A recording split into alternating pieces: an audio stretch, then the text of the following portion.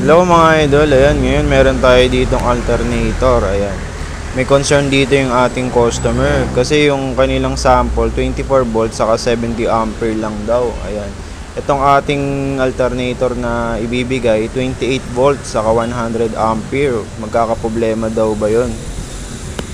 Ang sagot natin dyan syempre idol, walang problema doon. Mas okay nga itong 28 volts kasi meron siyang allowance. Yung 24 volts kasi madalas lumalagpas yung kayang ibigay ng alternator natin dyan. Kaya iwas sunog, saka hindi rin madaling masira yung alternator na bibigay natin. Meron siyang allowance hanggang 28 volts. Kumbaga 24 volts to 28 volts yan. Ngayon sa 100 ampere okay lang din yan kasi capacity lang naman yan mga idol. Hindi yan makaka-apekto sa performance ng ating alternator. Bukod doon mga idol, basta tama ang size ng bracket, goods na yan mga idol. Hindi kayo magkakaproblema diyan. Yun lang po, salamat.